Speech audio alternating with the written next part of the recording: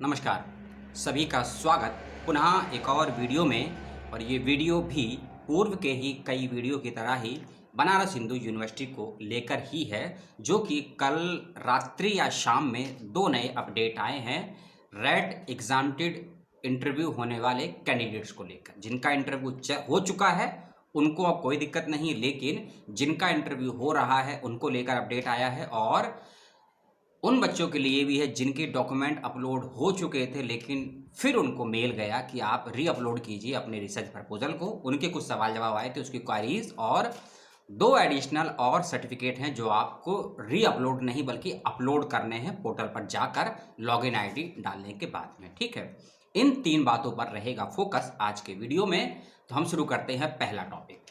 सबसे पहली चीज जो कल मैंने वीडियो शूट किया था, सॉरी कल आपने जो वीडियो देखा था कि री अपलोड सनॉप्सिस करना है रिसर्च प्रपोजल, क्यों करना है मैंने बताया था। लेकिन समस्या वही है आप लोगों की, सबकी नहीं कुछ लोगों की, कि पूरा नहीं देखते हैं चीज़ों को और ना ही चीज़ों को समझने की कोशिश करते हैं।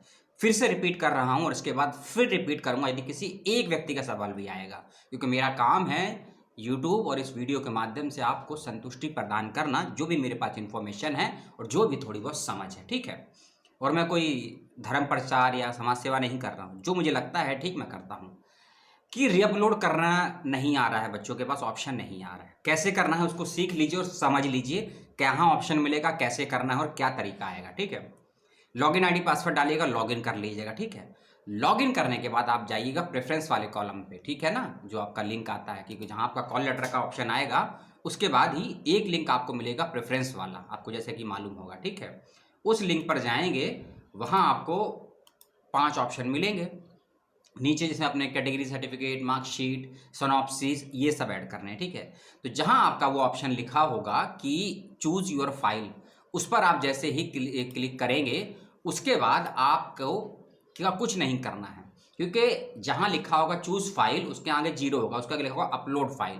अपलोड वाले ऑप्शन पे क्लिक कीजिएगा। पहली चीज अपलोड, अगर आपको री अपलोड करना है तो क्या करना है सुन लीजिए। लॉगिन करने के बाद में प्रेफरेंस वाले कॉलम को खोलिएगा, प्रेफरेंस को, उसके बाद जहां लिखा होगा चूज फाइल और एक होगा अपलोड फाइल, तो आपको चूज करना है बल्कि अपलोड फाइल वाले ऑप्शन को, यदि आपको री अपलोड करना है तो अपलोड फाइल को। और यदि आपको डॉक्यूमेंट कोई नया लगाना है, क्योंकि 2 डॉक्यूमेंट ऐड किए गए हैं, वह डॉक्यूमेंट यदि आप उस कैटेगरी में आते हैं तो ही लगाइएगा, सबको नहीं लगाने हैं। कौन से डॉक्यूमेंट है मैं बता दूंगा, कहाँ से मिलेगा डॉक्यूमेंट वे भी आपको बता दूंगा इसी वीडियो में। सबसे पहले सनॉप्सिस को लेकर क्यों अपलोड करना है, सनॉप्सिस री अपलोड करना है, ये मैंने उस वीडियो में बताया था, उसको देख लीजिएगा, पुराने वीडियो में लिंक मैं दे दूंगा। और फिर से मैं एक लाइन में रिपीट कर देता हूँ। कुछ महान विद्यार्थियों ने अपने रिसर्च प्रपोजल को टाइप करके पीडीएफ में कन्वर्ट करके अपलोड कर दिया था, उनका रिजेक्शन हो गया है, उनको करना है री अपलोड, पहली चीज। दूसरे वे विद्यार्थी जिन्होंने हाथ से लिखकर अपलोड किया, जेपीजी फॉर्मेट में ही इसको अपलोड कर दिया, उनको भी दोबारा अपलोड करना है पीडीएफ फॉर्म में। और कुछ विद्यार्थी ऐसे हैं जिन्होंने हाथ से लिखा, फोटो या स्कैन खींची, जेपीजी से पीडीएफ में कन्वर्ट किया, लेकिन उनकी जो फाइल का लेंथ है वह 2 MB से ज़्यादा हो गया, 3 MB, 2.5 MB, 4 MB हो गया, तो उनको भी री अपलोड करना है। अगर आपने लिखा हुआ है तो फाइल को कंस्ट्रक्ट कर लीजिए, एक्सट्रैक्ट कर लीजिए, छोटा कर लीजिए, हो जाएगा, कोई दिक्कत नहीं, बहुत से ऑनलाइन सॉफ्टवेयर है, कोई दिक्कत नहीं आएगी। और जो भी एडमिट कार्ड आपको मिला है ना कॉल लेटर के साथ में, सॉरी कॉल लेटर में, उसको पढ़ ज़रूर लीजिएगा, उसमें क्या क्या रूल्स एंड रेगुलेशन है, किस पेन का यूज़ करना है, किस फॉर्मेट में लिखना है, कितना वर्ड लिमिट है, कितना पेज लिमिट है, सब कुछ लिखा हुआ है। मैं वही पढ़कर आपको सूचनाएं देता हूँ। बस यही है ना, मैं जानता हूँ कि आप पढ़ते नहीं हैं, आप टाइम देखते हैं, डेट देखते हैं, सब्जेक्ट देखते हैं, डिपार्टमेंट देखते हैं, इंटरव्यू देने के लिए बैठ जाते हैं। ठीक है, किसे अपलोड करना है और क्यों अपलोड करना है मैंने बता दिया। अब दूसरी चीज कि कुछ डॉक्यूमेंट एडिशनल ऐड करने के लिए ऑप्शन आया है। कौन कौन से डॉक्यूमेंट हैं सुन लीजिए, और कहाँ मिलेंगे वह भी सुन लीजिए। जब आप अपने मैंडेटरी डॉक्यूमेंट को अपलोड करते हैं उसके ही जस्ट नीचे एनेक्सर 9 और एनेक्सर 10 2 ऑप्शन आते हैं। एनेक्सर 10 में कौन कौन सी डॉक्यूमेंट है, किसको ज़रूरत है, लास्ट वीडियो में बताया था, उसको देख लीजिएगा, उसको रिपीट नहीं करूंगा। लेकिन कुछ सवाल मेरे पास भी आए थे और वही सवाल शायद बीएचयू के पास भी गए हैं, इसीलिए इस ऑप्शन को ऐड किया गया है। सवाल ये थे कि जो बच्चे SC ST कैटेगरी के नहीं हैं लेकिन फिर भी किसी अदर कोटे में आते हैं, वे बच्चे सर्टिफिकेट कैसे और कब तक और कहां अपलोड करेंगे, इसका ऑप्शन नहीं आ रहा था। ठीक है, क्योंकि जब मैंने आपको बताया था एनेक्सर 10 वाले ऑप्शन में, उसके अंदर जो एनेक्सर 10 वाला ऑप्शन था उसके अंदर केवल 2 ही लिंक, 2 से 3 लिंक दिए थे। ठीक है, कौन कौन से लिंक दिए थे? उसमें एक लिंक दिया था आपको कि आप किसी ऐसे डॉक्यूमेंट का यूज़ कर सकते हैं जो आपके पास नहीं है, उसकी जगह पे अंडरटेकिंग लगा दीजिए। मान लीजिए आपके पास 10th या 12th की मार्कशीट नहीं है या BMA की मार्कशीट नहीं है, उस कंडीशन में आपको एनेक्सर 10 को करना था डाउनलोड करने का, तो उसको फिलअप करना था और जो डॉक्यूमेंट आपके पास नहीं है उस जगह पर इस एनेक्सर 10 वाले को अपलोड कर देना था। लेकिन जो बच्चे SC/SC कैटेगरी में, SC/ST कैटेगरी में नहीं आते हैं, उनके लिए भी ऑप्शन था अपलोड कर ले, लेकिन 2 कैटेगरी के बच्चे थे, खासकर PWD के बच्चे और EWS कैटेगरी के बच्चे। ठीक है, PWD और EWS कोटे के बच्चों को लेकर ये कन्फ्यूजन भी था, समस्या भी थी कि वे अपने सर्टिफिकेट को कहाँ और कैसे अपलोड करेंगे और कब तक भेजेंगे कि बच्चों को एडमिशन में इसका लाभ मिल सके। तो पोर्टल को अपडेट किया गया है और इन 2 ऑप्शंस को ऐड कर दिया गया है। जैसे ही आप 10th marksheet, 12th marksheet, BA marksheet, MA marksheet, उसके बाद नेट कैटेगरी, यानी कि जिस आधार पे आपको एग्जामिटेड किया गया है, रेट पे आप एग्जामिटेड है तो नेट JRF से होंगे, उसके जस्ट नीचे एक ऑप्शन आया है PWD मेडिकल सर्टिफिकेट। वहां आपको अपने सर्टिफिकेट को अपलोड करना है।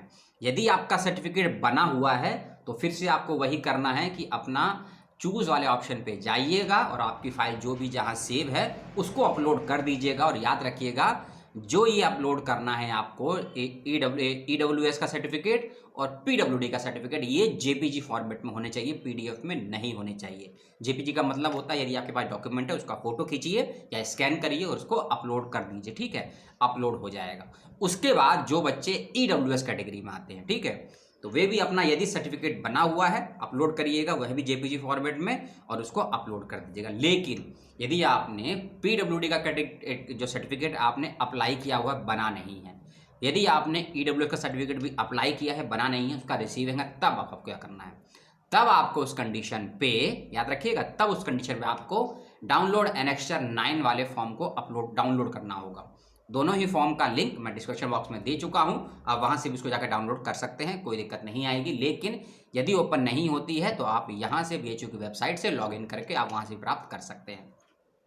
जब आप एनेक्सर 10 को ओपन करेंगे तो सबसे ऊपर आपको नाम भरना है, अपना फादर नेम भरना है और किस स्थान पर आप रह रहे हैं, कितने समय से रह रहे हैं उसको लिखना है, और जो आप ये सर्टिफिकेट लगा रहे हैं PWD वाला, हैंडीकैप वाला, ठीक है ना, और यदि आपका नहीं बना है तो कब तक आप जमा कर सकते हैं उसकी आपको एक डेट को मेंशन करना होगा। इस बात का ध्यान रखिएगा और कम से कम 1 महीने की डेट ही मेंशन कर सकते हैं आप, क्योंकि लिखा हुआ है क्लियर नोटिफिकेशन में है कई डॉक्यूमेंट्स में कि अगर आप मान लीजिए आज 13 अप्रैल है, आप 14 अप्रैल को अपलोड करते हैं या आज अप्रैल करते हैं, तो आपको 13 मई 2021 तक अपने ओरिजिनल डॉक्यूमेंट्स को जमा करना होगा विश्वविद्यालय में, ऑनलाइन या ऑफलाइन, जिस भी माध्यम से आपसे मांगा जाएगा। ठीक है, तो क्योंकि ये अंडरटेकिंग का फॉर्म है और ये लाइफ टाइम के लिए नहीं होता है, 1 महीना या ज़्यादा से ज़्यादा 45 दिन तक ही वैलिड होता है। इस बात का ध्यान रखिएगा, चाहे आपने मैंडेटरी डॉक्यूमेंट के रूप में अंडरटेकिंग लगाया हो या आपने ऑप्शनल डॉक्यूमेंट्स के रूप में इस अंडरटेकिंग को लगाया हो। ठीक है,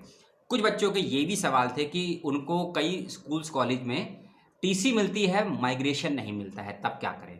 तो जो 3 डॉक्यूमेंट्स थे ऑप्शनल, TC वाला और CC वाला और MC वाला, TC मतलब ट्रांसफर सर्टिफिकेट, CC मतलब करेक्टर सर्टिफिकेट और MC मतलब माइग्रेशन सर्टिफिकेट, आपको जो भी इशू हुआ है आप वही लगाइएगा। ठीक है, जो भी इशू हुआ है वही लगाइएगा और याद रखिएगा, यदि आपको TC इशू हुआ था लेकिन खो गया है या मिल नहीं रहा है, उस कंडीशन में आपको अंडरटेकिंग लगाना होगा। और ये TC के लिए अंडरटेकिंग अलग है, एनेक्सर 9, एनेक्सर 10 अलग अंडरटेकिंग है, और यदि आपका TC नहीं है तो उसका अंडरटेकिंग अलग से लगाना पड़ेगा, अलग फाइल है, अलग फॉर्मेट है, उसका भी लिंक इसी वीडियो के डिस्क्रिप्शन में आपको दे दूंगा, वह भी आपको मिल जाएगा। ठीक है, और हर लिंक के सामने मैंने लिख दिया है कि कौन सा लिंक किस सर्टिफिकेट के लिए यूज होगा।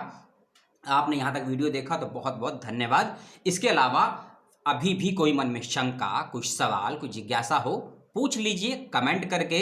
और जिन बच्चों को अपने सिनॉप्सिस को रीअपलोड करना है, जिन स्टूडेंट्स को अपना कोई कैटेगरी का सर्टिफिकेट लगाना है और जिन भी बच्चे का अंडरटेकिंग का फॉर्म नहीं लगाया है, गलत हो गया, इन सभी के लिए आपके पास समय है, जिस दिन आपका इंटरव्यू होगा उससे 24 घंटे पहले तक। कोई डेट नहीं दी है, लेकिन फिर भी मैं आपसे कह रहा हूँ यदि आपका इंटरव्यू मान लीजिए 18 अप्रैल को है, तो आप इन सभी डॉक्यूमेंट्स को, अपने रिसर्च प्रपोजल को रीअपलोड और नए डॉक्यूमेंट्स को अपलोड करने का आपको जो समय है, आपके इंटरव्यू होने से 24 घंटे पहले तक ही होगा। उसके बाद अपलोड करेंगे। हो सकता है आपको वैलिड ना किया जाए, आपको क्वालिफाई ना किया जाए, आपके पास लिंक आए तो, लेकिन आपको ज्वाइनिंग ना मिले। इसीलिए यदि 18 अप्रैल को आपका इंटरव्यू है तो 17 अप्रैल तक इन डॉक्यूमेंट्स को ठीक कर लीजिए, अपलोड कर लीजिए। यदि 16 अप्रैल का इंटरव्यू है तो 15 अप्रैल तक कर लीजिए, और यदि आपका इंटरव्यू 15 अप्रैल को है तो 14 अप्रैल 24 घंटे पहले तक ये सब ठीक कर लीजिए। कौन सा सर्टिफिकेट कहाँ से मिलेगा, पूर्व की सभी वीडियो में लिंक दिया हुआ था। इसीलिए मैंने कहा ना, या आप डिस्क्रिप्शन बॉक्स को चेक नहीं करते हैं, या आप जो रूल्स एंड रेगुलेशन दिए गए हैं वेबसाइट पर उसको नहीं पढ़ते हैं। मेरा वीडियो तो पूरा देखते ही नहीं है। आप ये सोचते हैं कि 5 मिनट की बात है, आप 2 मिनट देख लेंगे, मेन चीज़ें निकाल लेंगे। ऐसा नहीं होता है। अगर आपको 5वीं मंजिल तक पहुंचना है या आपको दूसरी मंजिल तक पहुंचना है तो पहली मंजिल से होकर ही गुजरना होगा आपको। यदि आपके सिनॉप्सिस में कुछ भी दिक्कत है, आप कितना ही बेहतरीन तैयारी कर लीजिए, वो कंसीडर ही नहीं हो पाएगा। या आपको तो लगेगा कि आपने सही अपलोड किया है, वहाँ मिल गया है, पहुँच गया है। कई बच्चों के ऐसे सिनॉप्सिस हैं कि उन्होंने PDF में नहीं एक कन्वर्ट भी किया है JPG, लेकिन ऑफलाइन जब उसको पढ़ते हैं, फोटो निकाल कर, पढ़ने में नहीं आ रहा है। तो ऐसा भी मत लिखिए कि सब कुछ ठीक है। आप उसको चेक करके देखिए पढ़ने में आता है या नहीं आता है, बड़ा करके 100% फाइल में तभी अपलोड कीजिए। अपनी तरफ से संतुष्ट मत कीजिए, क्योंकि फ़ोन में जब फाइल खुलती है अलग तरीके से दिखती है, लैपटॉप और PC में जब फाइल खुलती है अलग तरीके से खुलती है। और आपका दिख रहा है ऑनलाइन इंटरव्यू, ऑनलाइन में आपको स्क्रीन शेयर करनी होती है। अगर आपको नहीं करनी है तो जो इंटरव्यू ले रहे हैं उनको स्क्रीन शेयर करनी होती है, और जब स्क्रीन शेयर करते हैं डॉक्यूमेंट कुछ का कुछ दिखता है। तो इस तरीके का ध्यान रखिए कि आपका डॉक्यूमेंट हर फाइल में, हर एप्लीकेशन सॉफ्टवेयर में, हर डिवाइस में अच्छे से खुले, कि सामने वाले को देखने में और पढ़ने में तकलीफ ना हो। ठीक है, ये थी छोटी सी अपडेट। अगला जो अपडेट आएगा वह आया है, बहुत बड़ा अपडेट है। BHU को लेकर नहीं है बल्कि सेंट्रल यूनिवर्सिटीज़ को लेकर है। उस पर जल्द वीडियो बनाऊंगा। और कल रात से लेकर अभी तक मेरे सिस्टम में खराबी हो गई थी, इसलिए कोई रिप्लाई नहीं दे पाया पिछले लगभग 24 घंटे से, और अभी भी खराबी ही है। बहुत मुश्किल से शूट कर रहा हूँ क्योंकि अपडेट आया था। तो आपको कैसा लगा बताइएगा। अपने सवाल, समस्या, सुझाव जो भी हो दे दीजिएगा। लाइक, शेयर, कमेंट आपको अपनी इच्छा से करना है करिए, और डॉक्यूमेंट्स को जल्दी अपलोड कर दीजिए। और जो डॉक्यूमेंट जिस कैटेगरी में है उसके लिए अगर नहीं है तो अंडरटेकिंग लगा दीजिए। धन्यवाद। जय हिंद, जय भारत।